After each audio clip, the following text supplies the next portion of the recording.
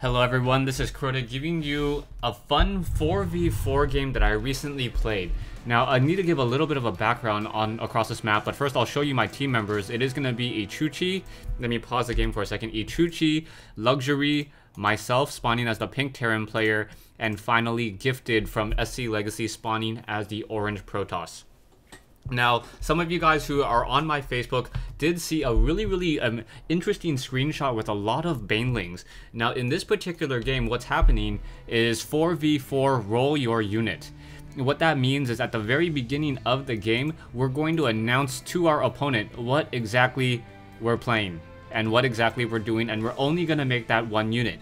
So, Zerg being the case where they can produce additional units, beside they can produce a queen and overlords obviously, and you know, we'll get some overseers later, but we'll talk about that a little bit later.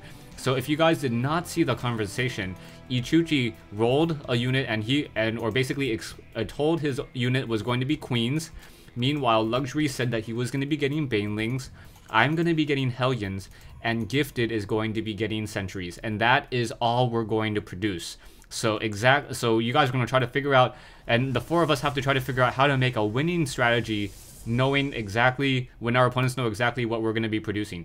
Now, the reasons why we chose this particular build and chose our particular units is because the ability to transfer gas and minerals between each other. Now, if you notice, me and Ichuchi both have very mineral heavy strategies. Mass queens and mass hellions only cost minerals. So what that's going to allow us to do is it's going to allow us to dump our extra gas into Luxury and Gifted. Gifted is going to be on the very tight end in terms of gas, just because sentries cost 50 minerals and 100 gas each.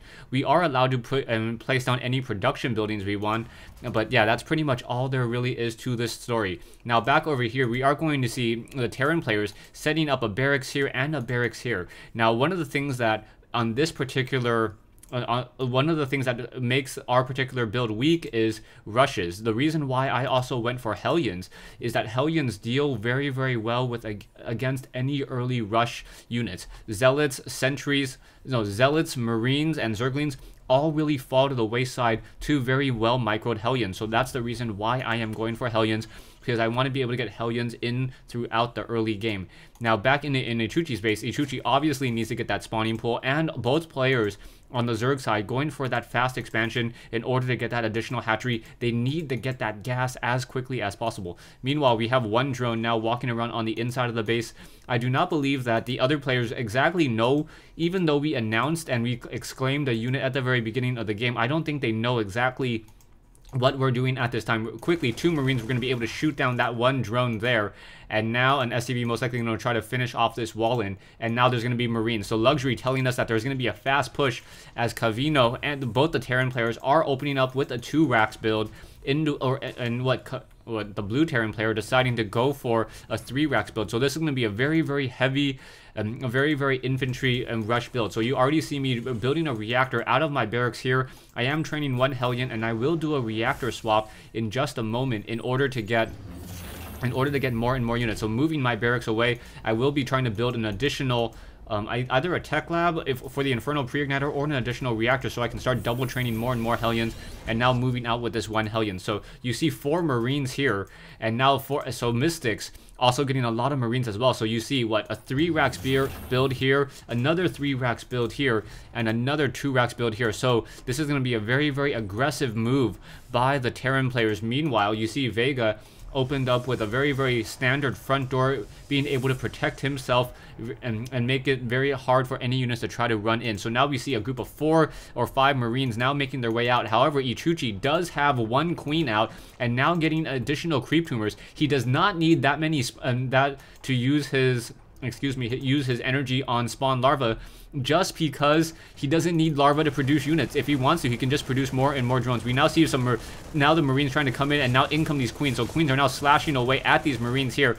The queens are now deciding to pull back. We do see some more drones continuing to be produced as these queens now trying to lay waste to these Marines over here. However, I am going to be able to come in with 3 of these Hellions, and these Hellions with very decent splash damage going to come in here in just a moment as these queens engage, and now just going to simply splash all of those units there, and down they go. So all the Marines now taken down, Ichuchi not losing one queen there, as more Hellions now joining it out on this fight. I want to make sure that I get some economic harass into this game, just because I know it's going to take a lot of time for gifted and luxury to get critical mass. So now out comes the Marine, or sorry, out comes these Hellions. So the Hellions doing a good job just trying to deal as much damage as possible, now trying to move away even further, trying to continue to use that move and attack ability in order to try to get try to utilize that line splash. What I can do, however, because there is some creep tumors here, I do have sight onto this side over here. So as these units try to push through, I will be able to deal damage as they're coming through right there. And now out comes some Banelings.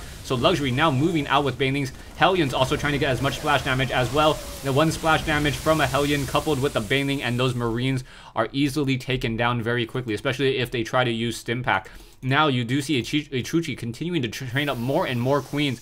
Also, you see Ichuchi going very crazy on creep tumors. Ichuchi definitely needs to get a lot of creep tumors, just because these queens are so slow off of creep that there's nothing really to them if they are not on that creep. So now we just see some Hellions now move, or sorry, these queens moving out here, Hellions continuing, or SCVs now moving out in order to start repairing these Hellions. So I have a decent amount of Hellions, but we really know that we cannot win this game off of Hellions and off of Hellions and queens. So we need to buy time for luxury and the Zerg player, luxury the Zerg player, to get more and more Banelings, and gifted to get more and more sentries. So you now see all of these sentries here, a group of 8 sentries now trying to take down these destructible rocks. Sentries attack fairly slowly with an attack speed of 1. Sorry, I guess that's fairly fast. However, only deals 6 damage in attack, so their damage per second is much lower than a Marine. Now coming up over here, we now see me trying to trying to use some additional of my minerals, and now taking down the rest of these units here. So these Hellions getting a lot of splash damage in, and now these Banelings able to finish it off. These Queens doing a good job taking down these Marauders, as Marauders only do additional damage versus armored units, and you know that these Queens are not armored. We do have one Zergling sitting over here. Luxury not getting any kills on these Zerglings. He needs to make Zerglings in order to get Banelings. So that's the only reason why this fight is continuing. As now I'm trying to use my additional minerals, making sure that there is no that we have proper defenses, trying to get additional missile turrets, and trying to protect our expansions just in case there are any Banshees that try to move out, as Banshees are going to give us a problem, or any air unit for that matter will give us a problem. We now see more Hellions continuing to be macroed up, and now I am moving out with one command center. So command center now flying out, making its way towards the center of the map. I will quickly realize that I'm unable to do anything here. I am trying to build planetary fortresses across the map as well. That's one of the buildings that I can try to build that is still within my role 1. However, down over here, you now see Void Rays taking into Gifted. And what does Gifted have? Gifted has sentries, and what is this, Phoenixes? No, they're hallucinations. So hallucinations quickly coming in, and because of that Guardian Shield and the fact that they are not armored units, those Void Rays are quickly getting taken down by the focus fire of these sentries. So these sentries now starting to peck away at these units, and another one quickly taken down. We do see Luxury asking for additional minerals, so I will be trying to dump additional minerals to him as well. And now we also see Mystics trying to take an expansion here. So Mystics trying to grab a center ground expansion, won't be able to. I am nearing completion on this command center, and I will be turning this into a planetary fortress just so I can try to act as a little bit of defense in this particular location. And we now see more Marines now making their way over here, and a drop now coming in from the Terran player, the purple Terran player. So that drop will be moving out. We do see Luxury sitting with a couple Banelings here, and those Banelings, however, getting shot down by the Siege Tank. So the Siege Tank in siege mode, able to deal a lot of damage. However, the main pressure tactic is going to be this drop, which is coming in right now. And now Camino going to be able to deal a lot of damage. We do see sentries now in position. Will these sentries be able to handle this drop down over here? So we see a lot of Marines and Hellions, and now force fields coming in. Mystics unable to get up this ramp. However, in comes this group of units here. So all of these Hellions are going to be able to deal a lot of damage towards the mineral line for Gifted. We do see a Guardian Shield, and now a couple force fields preventing any escape here. So now using that Guardian Shield, able to prevent the damage from these Marines from 6 down to 4, as these Marines continue to stim and continue to try to push out. We do see these, however, these Marines and Hellions taking down this one particular nexus. I am now trying to build additional missile turrets along this edge and trying to protect Gifted just in case these medevacs try to move into over here. They will get shot down fairly quickly. However, the sentries trying to act as a good defense in this particular situation, very difficult. And now Luxury saying that he's ready for a push. So Luxury sitting on a decent number of banelings, sitting on 65 banelings at this point. We now see some Void Rays now moving out once again. So all of these force fields preventing any of these units from pushing back. And now one medevac has been taken down out of the air. So now we also see a couple of these missile turrets in position, and now one planetary fortress. This planetary fortress getting some SCVs in order to try to act, in order to try to repair. We now see some Hellions trying to push out over here. So just trying to use these Hellions and trying to keep up in this game as these Marines and Marauders just laying waste to Gifted's base. It is very difficult to get to Gifted's base at this time. My Hellions would not be able to deal all that much because of those, because of this Void Ray in the air, and I should perhaps just be trying to refocus my attention and trying to save Gifted. However, I am getting some planetary fortresses here in order to try to wall off this location and try to take 2 additional expansions and steal them from my opponent. So now this one planetary fortress does have 2 kills. However, a couple of banelings detonating themselves right as these Marines and Marauders try to walk over, and they will get taken down. Gifted now, however, continuing to macro up more and more units because those medevacs were shot down. And the rest of the infantry army is very, very easy to take care of. And now that Void Raid trying to shoot down and take apart these sentries. However, the sentries will have higher DPS and finally finish off that whole entire aggressive attack.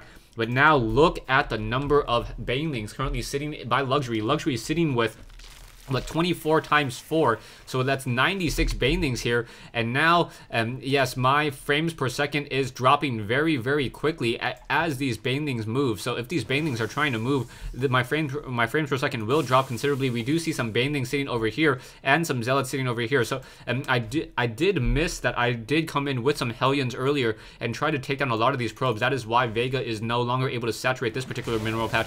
And now Queens making their way, trying to push out against Mystics. Mystics having 1 siege tank on that high ground, range of 3 on these Talons, so able to slash away at these siege tanks blasting away. However, now in comes some Banshees, so Banshees now making their way into position and will be able to take down some of these Queens being forced to pull back. We need an Overseer in this position, as there's one planetary fortress trying to protect and offer ground support here. We now see some more banelings continuing to be dumped into Luxury. Luxury just trying to give them as many minerals and as much gas as possible, as I do not need it all too much. Now getting down additional turrets as well. My planetary fortresses are fully upgraded with the additional +1 range and the additional +2 armor. So the planetary fortresses do have 5 armor in this particular case. And now the Thor is being dropped onto that high ground missile turret, trying to take this down over here. And now Queens continuing to push. However, too many Banshees, too many Marines and Marauders. This planetary fortress not close enough to the front, as now Thor's being moved out. So mass Thors continuing to be, or no, Thor's now continuing to be trained, and it will be fairly difficult. We do see one planetary fortress here trying to shoot down and take down some of these Thors over here. Because the planetary fortress has that range upgrade, does have an equal range to a Thor. So that planetary fortress will be able to fight back against a Thor if it does need to. Back over here, we still see Vega continue to just try to recover from his economic hardship, as he did lose a lot of his probes here. And now we see these Queens trying to make their way over off into this position. These Thors, however, will be able to take down these units very, very quickly. Queens now trying to take down those medevacs. Medevacs quickly getting shot down out of the sky, trying to pick up some of those units here. And Thor's just being left behind now. So Thor is now being dropped down. Queens just trying to get in position, however, not being microed all too well. These Marines now trying to continue to shoot up onto this high ground as these Marines and Marauders coming in the play over here. But however, Planetary Fortress able to get off a couple quick kills there, and now we are able to still hold on to this defense. Still trying to use this Planetary Fortress in order to defend this location. And now we see another group of Banshees moving out by K-Shock. But however, Luxury still continuing to macro up even more and more Banelings, now sitting at 157 Banelings, as these Banshees are in the air and now taking down some of these pylons here. So we're going to see these sentries now move out, trying to take down these particular Banshees, and I guarantee you that part 2 of this replay will be much more interesting. Stay tuned for part 2 of this replay between, this 4v4 replay where each of the members on my team decided to announce what we would be using at the very start of the game. Thanks for watching.